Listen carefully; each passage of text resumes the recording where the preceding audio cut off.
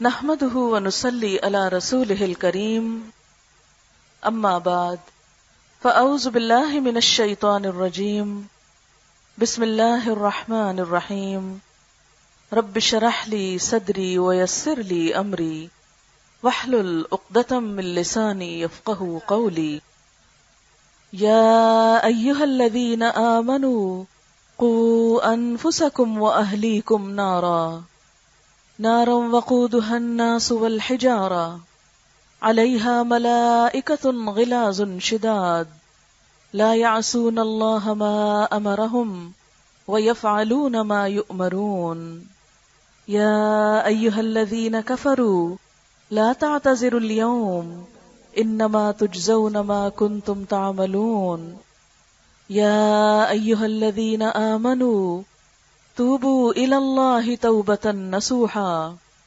عسى ربكم أن يكفر عنكم سيئاتكم ويدخلكم جنات تجري من تحتها الأنهار يوم لا يخزي الله النبي والذين آمنوا معه نورهم يسعى بين أيديهم وبأيمانهم يقولون ربنا أتمم لنا نورنا واغفر لنا إنك على كل شيء قدير يا أيها النبي جاهد الكفار والمنافقين واغلظ عليهم ومأواهم جهنم وبئس المصير ضرب الله مثلا للذين كفروا امرأة نوح وامرأة لوط كانتا تحت عبدين من عبادنا صالحين فخانتاهما فلم يغنيا عنهما من الله شيئا وقيل ادخلا النار مع الداخلين وضرب الله مثلا للذين آمنوا امرأة فرعون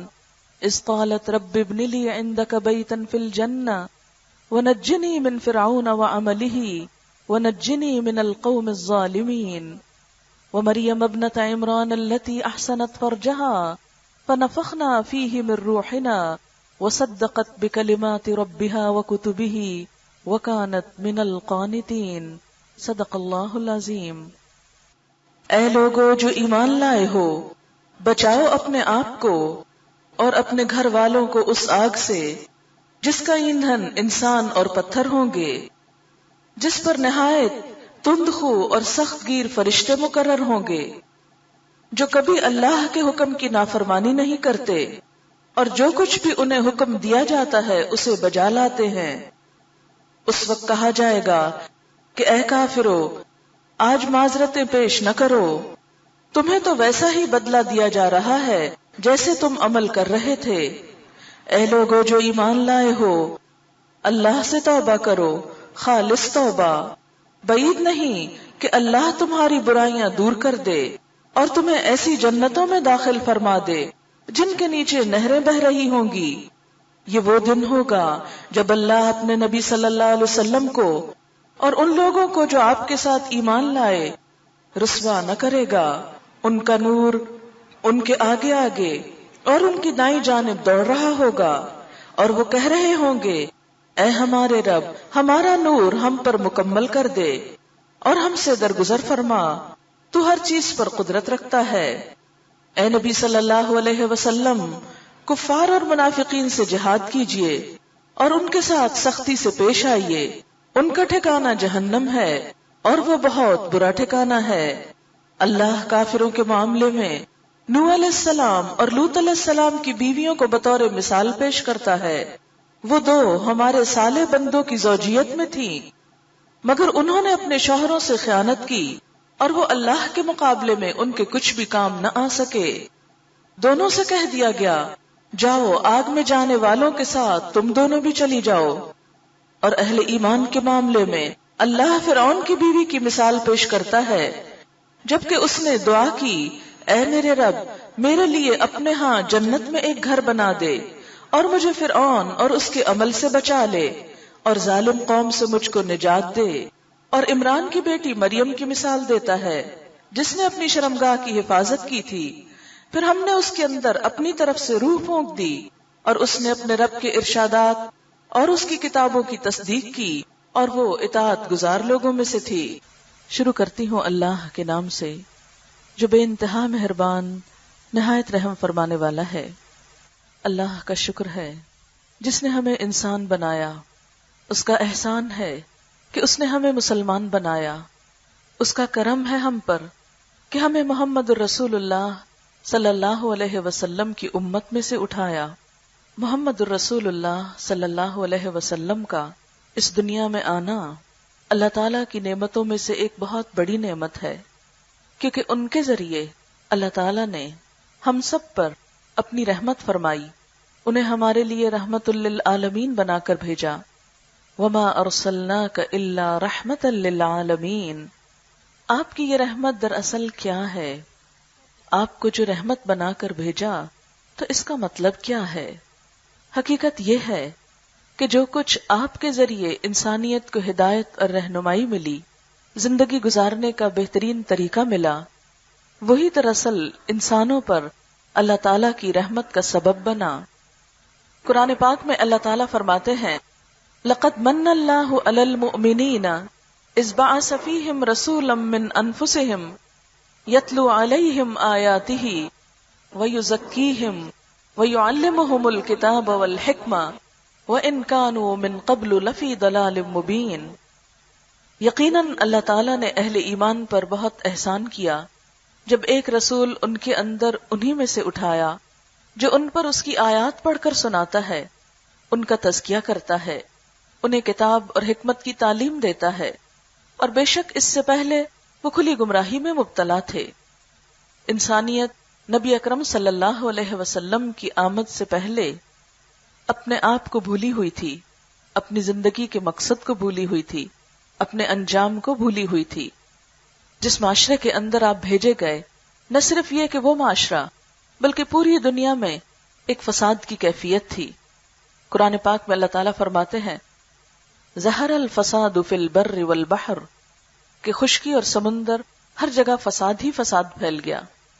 نبی اکرم صلی اللہ علیہ وسلم کے آنے پر دنیا میں جو بے مثال امن قائم ہوا، ہر صاحب حق کو جو اس کا حق ملا، اس کی مثال ہمیں کہیں اور نہیں ملتی۔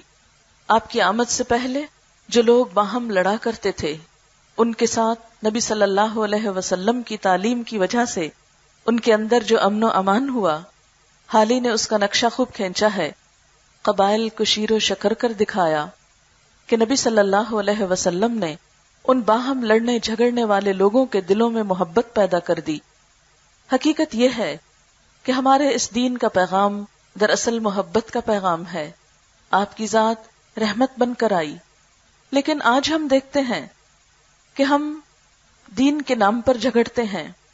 آج ہمارے معاشرے میں مسلمان ہوتے ہوئے امن نہیں، ایک دوسرے کے خون کے پیاسے ہیں، ایک دوسرے کی ذات سے، خواہ وہ ایک گھرانے کے اندر ہو یا ایک معاشرے کے اندر ہو، سکون اور خوشی نہیں پائی جاتی۔ اس کی بنیادی وجہ کیا ہے؟ اس کی بنیادی وجہ یہ ہے کہ انسانوں کے اندر خود غرضی پھیل گئی ہے۔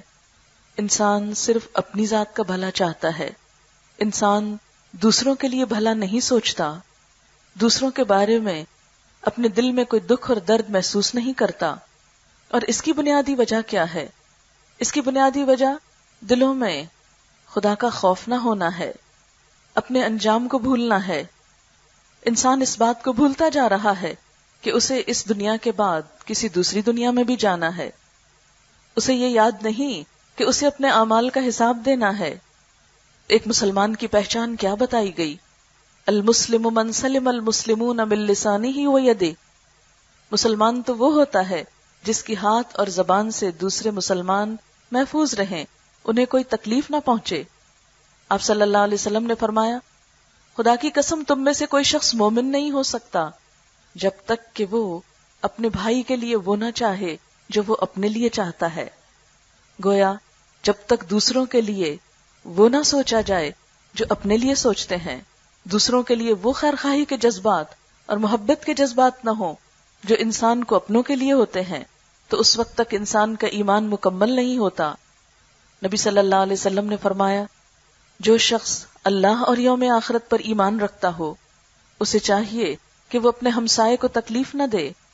جو شخص اللہ اور یوم آخرت پر ایمان رکھتا ہو اسے چاہیے کہ وہ اپنے مہمان کی عزت کرے، لیکن آج ہم دیکھتے ہیں کہ ہمارے ہی مسلمان معاشرے کے اندر انسانوں کا احترام اٹھتا چلا جا رہا ہے۔ کیا اس کے بارے میں ہمیں نہیں سوچنا؟ ہمیں سوچنا ہے، لیکن کس سے؟ اپنی ذات سے، اپنی اصلاح سے، کیونکہ ہم میں سے ہر شخص دوسروں کی اصلاح کے بارے میں تو بہت سوچتا ہے، دوسروں پر تنقید کرنا بھی خوب جانتا ہے، لیکن ہم سب خود کیا رول ادا کر رہے ہیں؟ کیا ہم خود ان باتوں پر عمل کرنے والے ہیں جس کا درس ہم دوسروں کو دیتے ہیں؟ جن باتوں پر ہم دوسروں کو کرٹیسائز کرتے ہیں، کیا وہ کام ہم خود چھوڑ دیتے ہیں؟ جو باتیں ہمیں دوسروں میں کھٹکتی ہیں اور بری معلوم ہوتی ہیں، کیا وہ ہم اپنی ذات سے نکالنے کو بھی تیار ہیں؟ تو جب تک ہم اپنے بارے میں نہیں سوچیں گے، اس وقت تک معاشرے کے اندر امن، خوشی، محبت اور سکون ہو نہیں سکتا۔ اور اگر اس دنیا میں ہم نے پرامن ہونے کا ثبوت نہ دیا تو ہماری دوسری دنیا کیسے پرامن ہو سکتی ہے؟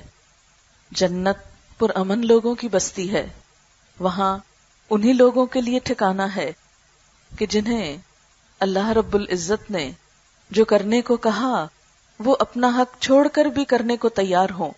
ایک حدیث پاک میں آتا ہے کہ اللہ رب العزت نے جنت عدن کو، جنات عدن جس کا قرآن میں ذکر آتا ہے، اپنے ہاتھ سے بنایا، اور اس کی کچھ ڈسکرپشن یوں دی گئی کہ اس کے اندر جو برکس ہیں ان میں سے ایک سرخ ہے، ایک سبز ہے، ایک سفید ہے، یعنی اس کا کمبینیشن ہے۔ اس میں کس قسم کا آرٹ ہوگا، کیا ڈیزائن ہوگا، یہ تو اللہ تعالیٰ نے کچھ بتایا ہی نہیں۔ بہرحال چھوٹی چھوٹی جھلک ضرور دکھائی۔ وہ اتنی خوبصورت ہے، بنانے کے بعد قسم کھائی کہ تیرے اندر کوئی بخیل شخص نہیں جا سکے گا۔ یہ جنت بخل کرنے والوں کے لیے نہیں ہے۔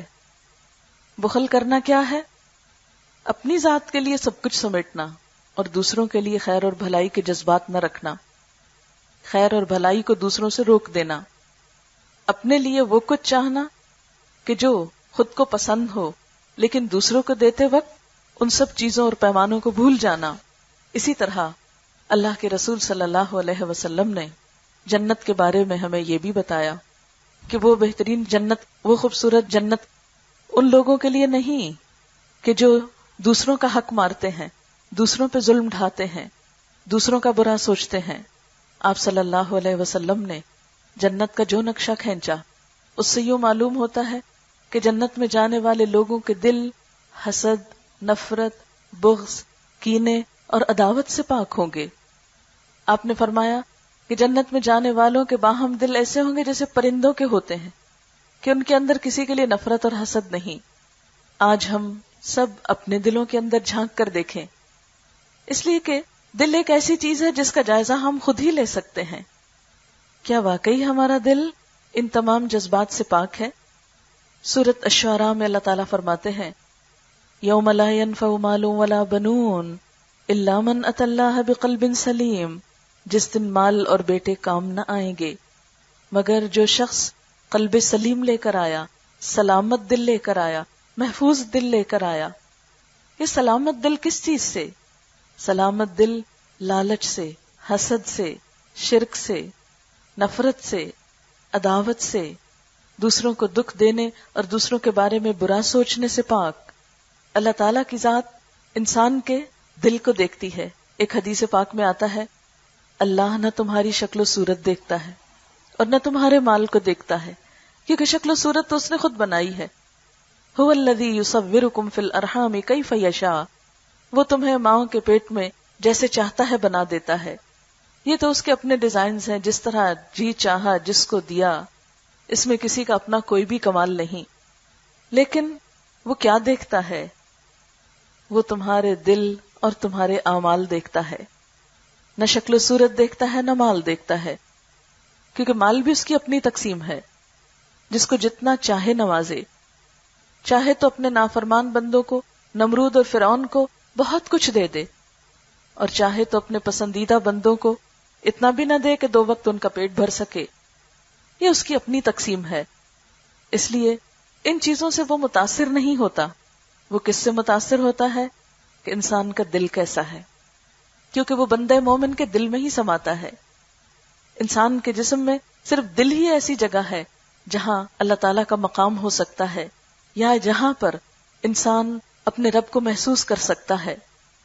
لہذا بندہ مومن کا دل جب اللہ کی محبت میں سرشار ہوتا ہے، جب اللہ تعالیٰ کی خاطر وہ بڑی بڑی قربانی کرنے کو تیار ہو جاتا ہے، اللہ کی خاطر اپنے دل سے نفرت اور حسد کو پاک کرتا ہے، تو ایسا ہی دل رب کا پسندیدہ دل ہے. اللہ تعالیٰ قیامت کے دن قلب سلیم کے سوا کوئی دل قبول نہ کریں گے. ایسے دل جن کے اندر حسد اور بغض ہو، اللہ تعالیٰ کے نزدیک اس قابل نہیں کہ ان کو جنت جیسی اعلیٰ ترین خوبصورت ترین نعمتوں سے لطف اٹھانے کا موقع دیا جائے. اس لیے ہم سب کو اپنے بارے میں سوچنا ہے. مثلا اگر ہمارے ظاہر میں کچھ کمی بیشی ہے تو بہت سے لوگ اس کی طرف انگلی اٹھا دیتے ہیں اور سامنے آ کر بتا دیتے ہیں دیکھو تم ایسے ہو، تم ویسے ہو. بعض بزدل ایسے ہوتے ہیں جو سامنے تو کچھ نہیں کہتے، خوشامد کرتے ہیں، لیکن پیٹھ پیچھے بہت کچھ کہتے رہتے ہیں. اور عام طور پر ہم ایسی ہی بزدلی کا مظاہرہ کرتے ہیں کہ جہاں بیٹھیں گے دوسروں ہی کے بارے میں کچھ نہ کچھ نفرت اور حسد کا اظہار کرتے رہیں گے. حالانکہ ایسا کرنے سے انسان کی اپنی قدر و قیمت کچھ بھی نہیں بڑھتی. ظاہر ہے کہ ایک منہ سے جب کسی کے بارے میں برے الفاظ نکلیں گے تو وہ منہ یا وہ زبان خوبصورت زبان کیسے ہو سکتی ہے، پسندیدہ کیسے ہو سکتی ہے، وہ دوسروں کے دل میں اپنی جگہ کیسے بنا سکتی ہے. اس لیے عام طور پر جب ہم دین کی بات کرتے بھی ہیں تو اپنے ظاہر کی اصلاح کی بڑی بات کرتے ہیں. کچھ ظاہری ریچولز کا خوب اہتمام کر لیتے ہیں کیونکہ وہ سب کو نظر آتے ہیں، مگر دلوں کا کیا حال ہے وہ کسی کو نظر نہیں آتے. اس کو صرف انسان خود ہی دیکھ سکتا ہے. اس لیے اپنے آپ کو پہچاننا، اپنی غلطی کو دیکھنا، اس کو مان لینا، اس کی اصلاح کرنا، یہ سب سے مشکل کام ہوتا ہے، اور یہ اکیلے خود ہم ہی کو کرنا ہے. اس کی اصلاح جب تک ہم خود نہ کریں گے اس وقت تک کوئی نہیں کر سکتا. ہم بظاہر کسی سے مسکرا کے مل سکتے ہیں، لیکن جو ہمارے دل کے اندر ہے وہ صرف ہم جانتے ہیں. اس لیے اللہ تعالیٰ ظاہر پہ نہیں دل پہ معاملہ کریں گے کہ دل کیسا ہے. اسی لیے کیا فرمایا، انما الاعمال بالنیات، اعمال کا دار و مدار نیتوں پر ہے، اور نیت کی جگہ بھی دل ہے. اس کا یہ مطلب نہیں کہ انسان ظاہر سے غافل ہو جائے اور ظاہر میں جو پابندیاں اللہ تعالیٰ نے ہمارے لیے رکھی ہیں ان کو ہم سیکنڈری سمجھیں، یا یہ کہ ان کو کچھ اہمیت ہی نہ دیں یا ان کی طرف توجہ ہی نہ دیں. نہیں، وہ بھی اہم ہے. اس لیے کہ بندہ مومن جب اپنے آپ کو اللہ کے حوالے کرتا ہے تو پھر ہر حکم پر لبیک کہتا چلا جاتا ہے. اللہ تعالیٰ نے قرآن پاک میں ابراہیم علیہ السلام کو اپنا دوست کہا، واتخذ اللہ ابراہیم خلیلا. کیوں دوست کہا؟ کیسے دوست بنے؟ اللہ تعالیٰ کی خاطر جب ماں باپ کو چھوڑنا پڑا تو چھوڑ دیا. باپ نے دھمکی دی کہ ابراہیم تم باز آ جاؤ اپنی باتوں سے ورنہ تجھے سنسار کر دوں گا. لیکن باپ کی محبت اللہ تعالیٰ کی وحدانیت اور اللہ کو ماننے کے راستے میں ہرگز بھی آڑے نہیں آئی. پوری قوم نے مل کر آگ کا ایک الاؤ تیار کیا. ابراہیم علیہ السلام بے خطر اس میں کود پڑے. کس کی خاطر؟ اپنے رب کی خاطر کہ یا اللہ مجھے اس آگ میں جلنا تو گوارا ہے، لیکن تیرے ساتھ ان بتوں کو شریک کر دوں یہ گوارا نہیں ہے. اپنا وطن، اپنا گھر بار سب کچھ چھوڑ دیا. بیوی اور بیٹے کو اللہ کے حکم پر اس بے آب و گیا وادی میں جب بسانا پڑا تو بسا کر چلے آئے. اور اس کے بعد جب بیٹا جوانی کی عمر کو پہنچا، اللہ کا حکم آیا کہ اس کے گلے پہ چھری پھیر دو، تو چھری پھیرنے سے بھی گریز نہیں کیا. یہ ساری ادائیں، یہ ساری قربانیاں کس کے لیے تھیں؟ اپنے رب کے لیے، کیونکہ انہوں نے اپنے آپ کو سچا ثابت کیا. جو کچھ کہا کر کے دکھایا. وہاں صرف زبانی خالی محبت کا دعویٰ نہ تھا. آج ہم بھی سب یہ اس بات کا دعویٰ کرتے ہیں کہ ہمارا دل بہت اچھا ہے، ہمیں اللہ تعالیٰ سے محبت ہے، لیکن اس محبت کا کوئی اثر ہمارے ظاہر میں کیوں نہیں آتا؟ ہماری عملی زندگی میں کیوں نہیں آتا؟ انسانوں کے ساتھ معاملہ کرتے وقت کیوں نہیں آتا؟ ہم دوسروں کو معاف کیوں نہیں کر سکتے؟ ان سب باتوں کے بارے میں ہمیں خود سوچنا ہوگا. اسی لیے میں نے یہ چند آیات سورۃ التحریم کی آیت 6 سے 12 تک کا انتخاب کیا ہے کہ جس میں اللہ تعالیٰ فرماتے ہیں یا ایھا الذین آمنوا، اے لوگو جو ایمان لائے ہو۔ کون ایمان والے؟ میں اور آپ، ہم سے خطاب ہے جو زبان سے اقرار کرتے ہو کس بات کا؟ کہ اللہ ہمارا رب ہے، جو اقرار کرتے ہو اس بات کا کہ محمد الرسول اللہ صلی اللہ علیہ وسلم ہمارے رہنما ہیں، جو اس بات کا اقرار کرتے ہو کہ قرآن اللہ کی سچی کتاب ہے، جو اس بات کو مانتے ہو کہ اس دنیا کے خاتمے کے بعد ایک اور دنیا بھی ہے جہاں اس دنیا میں کیے ہوئے اعمال کا حساب دینا ہے۔ یا ایھا الذین آمنوا، اے ماننے والو، اے زبان سے اقرار کرنے والو، اب تم پر اس ماننے کی کچھ ذمہ داریاں بھی عائد ہوتی ہیں، اور وہ کیا ہیں؟ قوا انفسکم واہلیکم نارا، بچاؤ اپنے آپ کو اور اپنے گھر والوں کو، کس سے؟ نارا، آگ سے۔ بچاؤ خود کو، کیونکہ خود کو خود ہی بچا سکتے ہو۔ خود کو بچانے کے لیے اپنے اندر جھانک کے دیکھنا ہوگا کہ میں اپنے رب کے بارے میں کیسا گمان رکھتی ہوں، میں اس کے دین کے بارے میں کیا سوچتی ہوں، اس کے دین پر عمل کرنے والوں کے لیے کیا جذبات رکھتی ہوں، اس کی کتاب کے ساتھ میرا معاملہ کیا ہے۔ یہ سب کچھ ہم خود اپنے آپ سے پوچھ سکتے ہیں اور خود ہی سے پوچھنا ہوگا، اس لیے کہ اپنی فکر آپ کرنے کا سبق دیا جا رہا ہے۔ قوا انفسکم، بچاؤ اپنے آپ کو۔ کس چیز سے بچاؤ؟ نارن، آگ سے بچاؤ۔ کون سی آگ؟ جہنم کی آگ۔ ہم تو عموماً یہ سمجھتے ہیں کہ جب ہم نے کلمہ لا الہ الا اللہ پڑھ لیا تو جہنم ہم پہ حرام ہو گئی، اب چاہے تو ہم چوری ڈاکہ کریں، چاہے تو ہم جھوٹ بولیں، چاہے کسی پہ الزام تراشی کریں، چاہے ہم کسی کو ذلیل و خوار کریں، ہم نے لا الہ الا اللہ کہہ رکھا ہے، جنت کی کنجی ہماری جیب میں ہے، جب چاہیں جا کے کھول لیں۔ اللہ تعالی ہم ہی کو کہہ رہے ہیں یا ایھا الذین آمنوا، اے ایمان کا دعویٰ کرنے والو، قوا انفسکم، بچاؤ اپنے آپ کو، واہلیکم، صرف خود کو نہیں، اپنے بال بچوں کو بھی، اپنے گھر والوں کو بھی۔ کس چیز سے بچاؤ؟ گرمی سے، کسی وائرس سے، بیماری سے، مفلسی سے، بھوک سے؟ نہیں، وہ تو بچاؤ گے ہی اپنی ضرورت کو ایک بڑی آفت سے، نارن، آگ سے۔ کون سی آگ؟ کیسی آگ؟ وقودھا الناس والحجارہ، جس کا ایندھن، جس کا فیول انسان اور پتھر ہوں گے۔ انسان جلیں گے اس آگ میں، وہ آگ لکڑی سے نہیں جلائی جائے گی، کوئلوں سے نہیں جلائی جائے گی، وہ آگ انسانوں سے بھڑکائی جائے گی۔ وقودھا الناس، اور ساتھ اس آگ کو تیز کرنے کے لیے کیا ہے؟ والحجارہ، پتھر ہیں۔ ہم سب جانتے ہیں کہ پتھروں کی آگ شدید ترین آگ ہوتی ہے۔ وقودھا الناس والحجارہ علیہا ملائکۃ، اس پر کچھ فرشتے بھی مقرر ہیں۔ کس لیے؟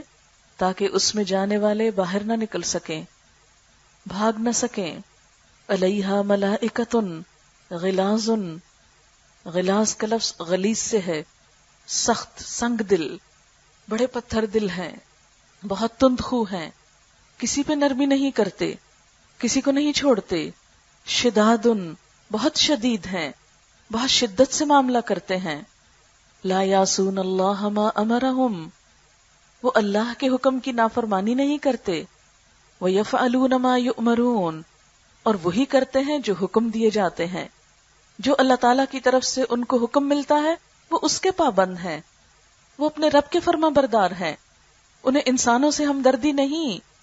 تو اہل ایمان کو، مجھے اور آپ کو اس سے خبردار کیا جا رہا ہے کہ ایسے کام نہ کرنا کہ وہاں کا ایندھن بنو۔ وہاں کا ایندھن بننے کے لیے بنیادی طور پر کیا چیزیں چاہیے ہوتی ہیں؟ انسان کا تکبر، جس کی وجہ سے ساری بیماریاں جنم لیتی ہیں۔ اگر ہم غور کریں غصہ کس سے جنم لیتا ہے تو بنیادی طور پر اس کی وجہ بھی تکبر ہی ہے کہ انسان اپنے آپ کو بڑی چیز سمجھتا ہے، جب اس کی مرضی کے خلاف کوئی چیز ہوتی ہے تو غصے میں بھڑک اٹھتا ہے، دنیا میں ہی ایک آگ اپنے دل میں بھڑکا لیتا ہے۔ اور جب اس دل میں آگ بھڑکتی ہے غصے کی تو پھر زبان کھلتی ہے تو ہر طرف آگ برستی ہے، جس تک پہنچتی اس کو جلاتی چلی جاتی ہے۔ ہم خود تو وہ آگ برسا کے ٹھنڈے ہو جاتے ہیں لیکن دوسروں کو جلنے کے لیے چھوڑ دیتے ہیں۔ غصے کی حالت میں نکلے ہوئے زبان کے الفاظ دوسروں کو عرصے تک تڑپاتے رہتے ہیں۔ تلوار کے زخم تو مندمل ہو جاتے ہیں لیکن انسانوں کی بد اخلاقی کے زخم دیر تک پریشان کرتے ہیں۔ سال ہا سال گزر جاتے ہیں لیکن انسانوں کے دیے ہوئے تانے نہیں بھولتے۔ دراصل کیا ہے یہ تانے؟ یہ وہ آگ ہیں جو انسانوں کی طرف سے برسائی جاتی ہے انسانوں پر زبان کے ذریعے۔ تو علیہا ملائکۃ غلاظ شداد، اگر تم نے لوگوں کے ساتھ بد اخلاقی برتی، لوگوں کے ساتھ تم سنگ دلی سے پیش آئے، تو دیکھو وہ آگے بد اخلاق اور سنگ دل فرشتے جو انسانوں کے ساتھ بد اخلاقی پر برتیں گے ان کے ساتھ تندخوئی سے پیش آئیں گے۔ وہ انسانوں کے ساتھ کسی قسم کا نرم معاملہ نہیں کریں گے۔ کیوں؟ اس لیے کہ یہ ان اعمال کا صلہ ہے جو وہ دنیا میں دوسروں کے ساتھ کرتے رہے۔ آج ہم سب کو اپنے رویے پہ غور کرنے کی ضرورت ہے کہ ہم دوسروں کے ساتھ کیا سلوک کرتے ہیں۔ بسا اوقات اپنے سے بڑوں کے ساتھ پھر بھی کچھ لحاظ کر جاتے، برابر والوں کے ساتھ بھی اچھا اخلاق رکھنا کچھ مجبوری ہوتی، لیکن ہم سب کو اگر اپنا اخلاق پرکھنا ہے تو دیکھنا ہوگا کہ چھوٹوں کے ساتھ کیا کر رہے ہیں، بچوں کے ساتھ کیسے پیش آتے ہیں۔ ہم یہ سوچ کر کہ بچے تو اپنے ہی ہیں، چھوٹے ہیں، ان کے ساتھ جو چاہو کرو، اور بسا اوقات سب کا غصہ اپنے ہی بچوں پہ نکال دیتے ہیں۔ اسی طرح نوکروں کے ساتھ کیسے پیش آتے ہیں، ان کے ساتھ کیا معاملہ کرتے ہیں۔ کسی انسان کا با اخلاق ہونا اس سے نہیں پرکھا جائے گا کہ وہ اپنے سے بڑے کے ساتھ کیسے معاملہ کر رہا ہے۔ ہم میں سے ہر شخص خود کو پرکھے کہ میں اپنے سے چھوٹے کے ساتھ کیا سلوک کر رہا ہوں، کیسے پیش آ رہا ہوں۔ قو انفسکم، اس لیے کہ خود کو بچانا ہے، کس سے؟ نارن، آگ سے۔ اور پھر اس کے بعد آپ دیکھیں کہ یہ تکبر غیبت کا سبب بھی بنتا ہے، بیک بائٹنگ۔ کیوں؟ اس لیے کہ جب ہم سمجھتے ہیں کہ ہم بڑے ہیں اور کوئی اور ہم سے آگے نکلنے کی کوشش کر رہا ہے کسی بھی طرح، تو ہم ہر جگہ بیٹھ کے اس کو بدنام کرنا چاہیں گے تاکہ وہ آگے نہ جا سکے، جس کو دوسرے لفظوں میں لیگ پلنگ کہتے ہیں، کہ کسی کو ترقی نہ کرنے دو، کسی کو آگے نہ بڑھنے دو۔ آج ہمارا معاشرہ کیوں سوال پذیر ہے؟ اس کی بنیادی وجہ کیا ہے؟ خود بھی کام نہیں کرتے اور جو کوئی کر رہا اس کو کرنے بھی نہیں دیتے، اس کو جینے بھی نہیں دیتے۔ یہ رویہ جہاں دنیا کے لیے نقصان دہ۔ آپ دیکھیں کہ اگر ہم ملک، ہم وطن ترقی نہیں کریں گے، کیا اس کا نقصان ہم ہی کو نہیں ہوگا؟ اگر ہمارے ہی گھر میں ہمارا اخلاق اچھا نہیں تو کیا اس کا نقصان پلٹ کر ہم کو نہیں ہوگا؟ اگر ہم کسی کے ساتھ بدتمیزی اور بد اخلاقی کا معاملہ کریں گے تو اس کی محبت کیسے جیت سکیں گے؟ اس کا دل کیسے جیت سکیں گے؟ تو دنیا بھی انسان کی بد اخلاقی کی وجہ سے جہنم ہو جاتی ہے، اور اسی جہنم کا دوسرا حصہ پھر آخرت کا جہنم بھی ہے۔ اسی سے بچنے کے لیے کہا جا رہا ہے۔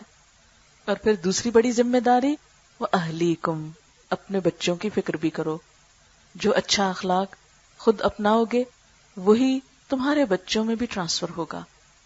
آپ دیکھیں کہ بچوں کے عموماً بولنے کا انداز کیا ہوتا ہے، وہی ماں باپ جیسے بولتے ہیں، جیسا ان کو دیکھتے ہیں ویسا ہی کرتے ہیں۔ چھوٹے چھوٹے کاموں میں وہ آپ کی نقالی کر رہے ہوتے ہیں، چھوٹی چھوٹی چیزوں کو آپ سے وہ خاموشی کے ساتھ سیکھ رہے ہوتے ہیں۔ آپ کسی سے بات کر رہے ہیں، وہ کھیل رہے ہیں، لیکن دھیان ان کا آپ کی طرف ہے، توجہ کا مرکز آپ ہیں۔ جو آپ ان کو دیں گے وہی آپ کے لیے صدقہ جاریہ بنے گا، اچھا صدقہ جاریہ بھی، اور اگر ان کے اخلاق بگڑ گئے ہمارے ہاتھوں تو اس کی پوچھ اور اس کا حساب بھی ہم سے ہوگا۔ اسی لیے ہم دیکھتے ہیں کہ اللہ کے نیک بندے مرتے دم تک بھی اس بات کی فکر میں رہے کہ ان کے بعد ان کے بچوں کے ایمان اور اخلاق کا کیا حال ہوگا۔ حضرت یعقوب علیہ السلام کے بارے میں آتا ہے کہ جب وہ ڈیتھ بیڈ پر تھے تو اس وقت بھی اپنے بچوں کو بلا کر جو بات کہنے لگے وہ یہ نہیں تھی کہ میرے بعد مال کا کیا ہوگا، وہ یہ نہ تھی کہ میرے بعد تمہارے مستقبل کا کیا ہوگا۔ پہلے ہی پارے کے آخر میں آتا ہے ام کنتم شہداء اذ حضر یعقوب الموت اذ قال لبنیہ ما تعبدون من بعدی قالوا نعبد الہک و الہ آبائک ابراہیم و اسماعیل و اسحاق الہا واحدا ونحن له مسلمون. کیا تم اس وقت حاضر تھے جب یعقوب علیہ السلام کو موت آئی، جب وہ اپنے بچوں سے پوچھ رہے تھے بچوں میرے بعد عبادت کس کی کرو گے، میرے بعد کس دین پر قائم رہو گے؟ یہ احساس کیوں تھا دنیا سے جاتے ہوئے، دنیا سے رخصت ہوتے ہوئے؟ اس بات کی فکر کیوں تھی؟ اس لیے کہ انہیں پتا تھا کل اللہ کے حضور مجھ سے پوچھ ہوگی. حدیث پاک میں آتا ہے کلکم راعن وکلکم مسئول عن رعیتہ، تم میں سے ہر شخص نگران ہے اور ہر شخص سے اس کی رعایا کے بارے میں سوال ہوگا. جو اس کے ماتحت ہیں ان کے بارے میں پوچھا جائے گا کہ ان کی اصلاح کی کتنی فکر کی. لہذا والدین سے پوچھا جائے گا کہ انہوں نے اپنے بچوں کے بارے میں کیا کیا. حتیٰ کہ خاتون کا نام لے کر فرمایا وَالْمَرْأَةُ رَاعِيَةٌ فِي بَيْتِ زَوْجِهَا وَمَسْئُولَةٌ عَنْهَا، خاتون خانہ سے بھی اس کے گھر کے بارے میں، اس کے بچوں کے بارے میں پوچھا جائے گا، کیونکہ وہ ان کی نگران ہے، ان کی ذمہ دار ہے. تو اس لیے ایمان والوں پر، مجھ پر اور آپ پر یہ ذمہ داری عائد ہوتی ہے کہ جہاں ہم اپنی فکر کریں، اور اپنی فکر سے مراد اپنے دل کی اصلاح، اپنے اندر کی اصلاح، اور اندر کے ساتھ ساتھ وہ پھیلتے ہوئے باہر تک بھی، اور اس کے ساتھ ساتھ اپنے بچوں کی فکر بھی. اور پھر فرمایا یا ایھا الذین کفروا لا تعتذروا اليوم، اے لوگو جنہوں نے انکار کر دیا، جنہوں نے بات نہ مانی، آج معذرتیں نہ پیش کرو، آج بہانے نہ کرو. انما تجزون ما کنتم تعملون، تمہیں تو وہی جزا دی جا رہی ہے جو تم عمل کرتے رہے ہو. کیونکہ قیامت کے دن انسان عذر پیش کرے گا، یا اللہ بہت مجبوریاں تھیں، بہت مصروفیت تھی. جیسے آج بھی ہم دیکھیں کہ باقی کاموں کے لیے ہمارے پاس وقت ہوتا ہے، لیکن جب بھی کوئی دین کی بات ہوتی ہے تو ہماری بہت ساری مصروفیات آڑے آ جاتی ہیں. نماز کے وقت ہمیں فرصت نہیں ہوتی، قرآن پڑھنے کے لیے صبح فرصت نہیں ہوتی. اس کو سمجھنے کا تو پوری زندگی ہی وقت نہ ملا. بہت کچھ پڑھا، بہت کچھ سیکھا، لیکن بے شمار کتابوں میں سے ایک اللہ کی کتاب، اس کے لیے وقت نہ ملا. بہت سی مصروفیات آڑے آ گئیں. قیامت کے دن کوئی عذر کام نہ آئے گا. اللہ تعالیٰ پوچھیں گے کہ یہ سب جو میں نے بھیجا تھا یہ کس لیے بھیجا تھا؟ صرف بند کر کے اونچا رکھنے کو؟ صرف کسی مقدمے کے وقت قسم کھانے کو؟ یا کسی کے فوت ہونے پر پڑھ کے اسے بخشنے کو؟ یہ تو کتاب زندہ ہے، ہدایت کے لیے آئی ہے. ذالک الکتاب لا ریب فیہ ھدی للمتقین، انسانوں کی ہدایت کے لیے بھیجی گئی یہ کتاب. لیکن آج ہم ہدایت کے سوا ہر کام لے رہے ہیں اس سے، خواہ جادو کرنے کا ہو، یا جن بھوت بگانے کا ہو، یا مقدمے لڑنے کا ہو، یا قسمیں کھانے کا ہو، یا خوبصورت کیلیگرافی سے سجانے کا ہو، یا شادی کے وقت دلہن کو اس کے نیچے سے گزارنے کا ہو، یا فوت شدہ انسان کے ساتھ کچھ حصہ رکھ کے دفنانے کا ہو، یا قبر پہ کوئی آیت کا کتبہ لکھ کے لگانے کا ہو. وہ سب ٹھیک ہے، لیکن جس اصل کام کے لیے آئی ہے یہ کتاب، اس کی طرف سے ہم قومی اور اجتماعی طور پر غافل ہیں. انفرادی طور پر انڈیویجول کہیں کہیں کوششیں کر رہے ہیں، لیکن بحیثیت امت مسلمہ کے ہم نے اس کتاب کو پس پش ڈال دیا. علامہ اقبال نے کہا تھا گر تو خواہی مسلمان زیستن نیست ممکن جز قرآن زیستن، اگر تم مسلمان بن کے جینا چاہتے ہو تو ممکن ہی نہیں کہ قرآن کے بغیر مسلمان بن سکو. آج ہم سب نے اپنی اپنی مرضی سے اسلام کا ایک رخ تلاش کر لیا ہے، اسلام کی تصویر میں اپنی مرضی سے رنگ بھر لیا، لیکن اللہ کی کتاب بند کی بند رکھی ہے. ہم سب کی ذمہ داری ہے اس کو کھولنے کی. ورنہ لا تعتذر اليوم، آج معذرتیں نہ کرو، آج عذر نہ کرو. انما تجزون ما کنتم تعملون، تم کو وہی بدلہ دیا جا رہا ہے جو تم کر کے آئے ہو. تمہارے اعمال وہی تمہارے لیے جزا بن گئے. جیسا کہ پہلے میں نے عرض کیا کہ جہنم کی آگ کس سے بھڑکے گی؟ اسی آگ سے جس سے دنیا کی آگ بھڑکتی ہے. وہی اسباب بنیں گے وہاں کی آگ بھڑکانے کے بھی. ہمارے دلوں میں آگ بھڑکتی اور زبانیں آگ اگلتی ہیں، وہی چیزیں وہاں بھی آگ بن جائیں گی. اسی طرح جو اچھے اعمال یہاں ہیں ایک خوبصورت مسکراہٹ جو ہے، کسی کے ساتھ اچھا نرم معاملہ جو ہے، پھولوں کی طرح ہے، وہی جنت کے پھول بن جائیں گے. جس طرح سبزے کو دیکھ کر ایک سکون ہوتا ہے، تو جن لوگوں کو دیکھ کر ایک سکون کی کیفیت طاری ہوتی، وہی اس خوبصورت باغوں کے اندر رہنے کے حقدار بن جائیں گے. تو ہم سب کو ایسا انسان بننے کی ضرورت ہے کہ جو واقعی اس بہترین جگہ کا اہل ہو،